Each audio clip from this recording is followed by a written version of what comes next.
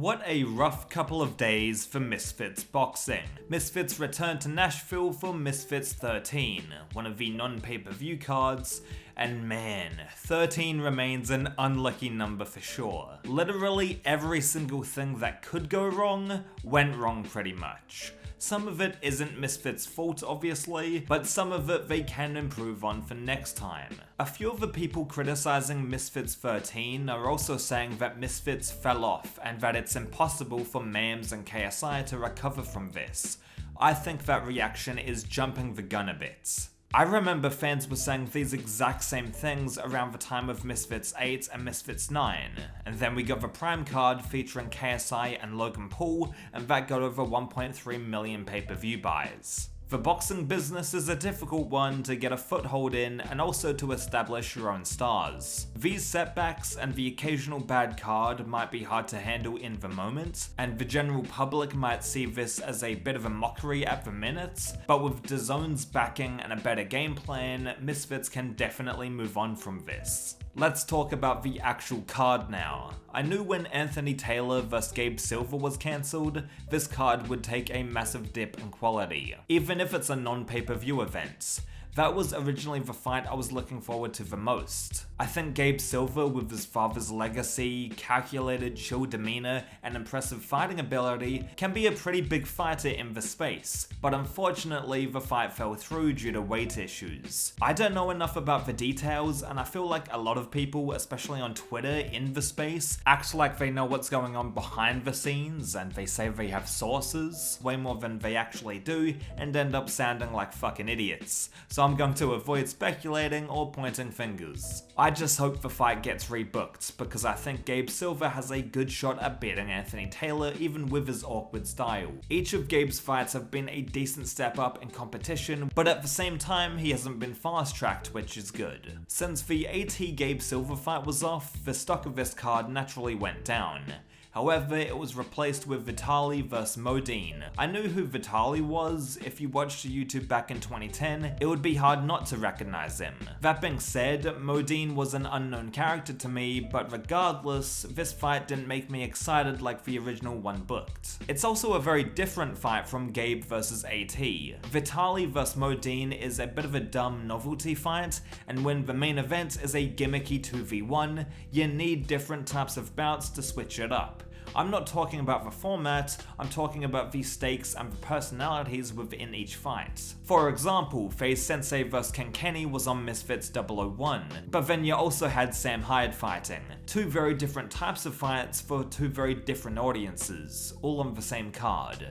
That's what Misfits is all about. It works, and it adds a bit of variety to the event. With Misfits 13, apart from a couple of exceptions, every fight seemed a bit too silly and very few people took it seriously. The only real highlights are Joey Knight's knockout over Baby Hulk and the return of Taylor Holder. I really like Joey's flashy, quick style and the fact that he also makes content outside of fighting. He is one of the most consistent YouTubers in the space, and whenever I see the frequency that he's uploading at and the views that go along with it, I always feel motivated to get off my ass and make a video. This guy is my pick to win this lightweight tournament, and speaking of which, the second fight of this tournament had to be cancelled due to a bomb threat. Yeah, that's fucked. Apparently someone tried swatting the event and there was a 70-minute delay after the place was evacuated. This is unacceptable pussy fucking behavior. A lot of teenagers and young adults go to these YouTube boxing events, so the fact that someone endangered them with a swatting attempt is unacceptable and they should go fuck themselves. People were saying that it was someone in Aiden Ross's community when Aiden was streaming his rival boxing event. I don't really give a fuck who it was. I don't fucking care about these communities and the weird parasocial fan bases of KSI and Aiden Ross. What I do care about is people, especially teenagers, kids, being safe at a YouTube fucking boxing event. Luckily nothing bad or serious happened and the event was able to resume safely, but what if something did happen? No person should be put in a swatting situation when trying to watch a fucking boxing event, man. This is not Misfits' fault at all. They did the right thing and delayed the broadcast in order to put the safety of the attendees first. The swatting incident is just very unfortunate, and while I don't care about online trolling or shit talk, literally people should say whatever they want on the internet, This is unacceptable though. Misfits resumed with Taylor Holder vs DWG Earth, and Taylor got his opponent out of there pretty quickly. While Misfits are trying to set up the Taylor vs Bryce Hall fight, I'm not sure if this will come to fruition due to Bryce's ambition to fight Bare Knuckle. Maybe if a DAZN Misfits paycheck was big enough and the fight was main eventing a pay-per-view card, who knows. It's good to see Taylor Holder back in the ring though. I didn't really know who he was when he fought on the YouTubers vs TikTokers card, but his performance against Gib was enough to make me want to see him fight more. I wasn't aware of this Taylor Holder guy before he started to box, but he adds value so he should be on more Misfits cards. Fuck man, I'm only 24 years old, but as each day passes, my knowledge about who's big and popular in the social media space dwindles. Originally, Misfits 13's main event was going to be a 2 vs 1 fight with FoxTheG vs Evil Hero and Most Wanted. Fox had a couple of amateur fights and had his Misfits boxing debut on a previous card.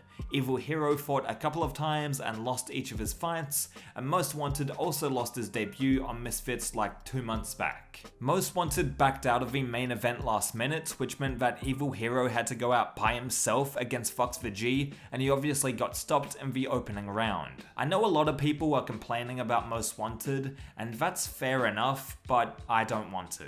I'm not sure if I'd feel good tearing down a 21-year-old kid, and at the very least, the card was non-pay-per-view. If fans paid for a pay-per-view along with their DAZN subscription, I'd be way more aggravated. As it stands though, Most Wanted is probably getting flack already, and I don't feel the need to dogpile on. What's the point? To wrap up here, the bomb threat was something that Misfits had no control over, but there were a handful of things that Misfits could have done to avoid the main event ending up the way that it did. First of all, do not use a gimmick, especially an untested gimmick, for the main event, even if it's a non-pay-per-view card. The first tag team boxing match was placed in the middle of Misfits 5, so even if it failed miserably, it wouldn't ruin the event completely compared to if it was the main event, for example. The main event yesterday was predicated on the concept only rather than the fighters and storyline, which is not the approach you should take when building a main event fight. Also, to be qualified for a Misfits main event, I feel like you need to be battle tested and have had at least a couple of good performances under your belts. Bestowing the main event to a couple of 20-year-olds pretty much was a stupid fucking idea to begin with, so I'm not entirely shocked that it went the way that it did. Even though Idris Virgo and Aaron Chalmers wasn't my cup of tea for a main event,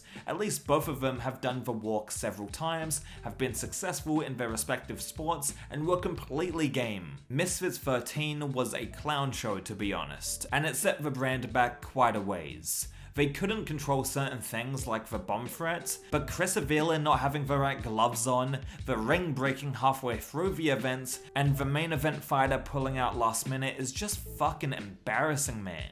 It will be fascinating to see how DAZN and MAMS progress moving forward. I hope they choose the creators they put on a bit more wisely, and how they approach building these events.